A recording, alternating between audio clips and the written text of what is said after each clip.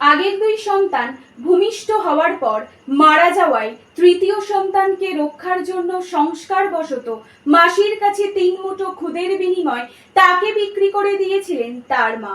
সেই থেকেই তার নাম ক্ষুদিরাম। হ্যাঁ, তৈলক্যনাথ বোস ও লক্ষ্মীপ্রিয়া দেবীর চতুর্থ সন্তান ক্ষুদিরাম বোস।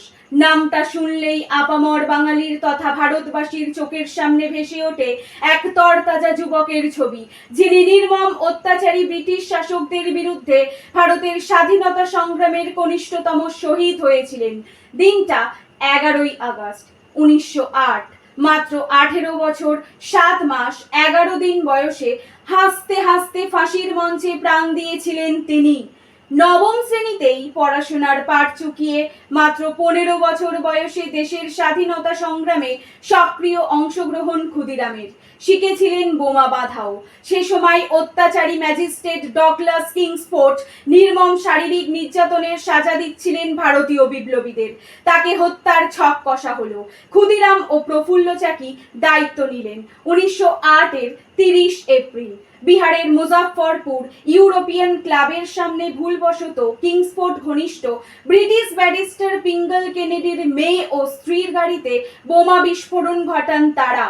এই দুই মহিলারই মৃত্যু ঘটে। এই মামলাতেই ক্ষুদিরামের ফাঁসির সাজা হয়।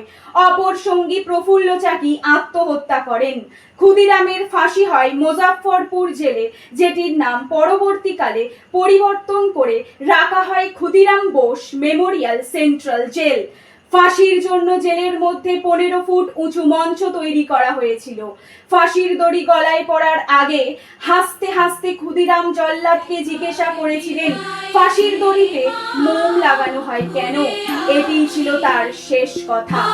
দেশের স্বাধীনতা লাভের জাগ্রত স্বপ্নকে অধরা রেখে বীর বিক্রমে আত্মহুতি দিয়ে ক্ষুদিরাম সেদিন ভারতের স্বাধীনতার পথকে প্রশস্ত করে দিয়ে গিয়েছিলেন বৈকি।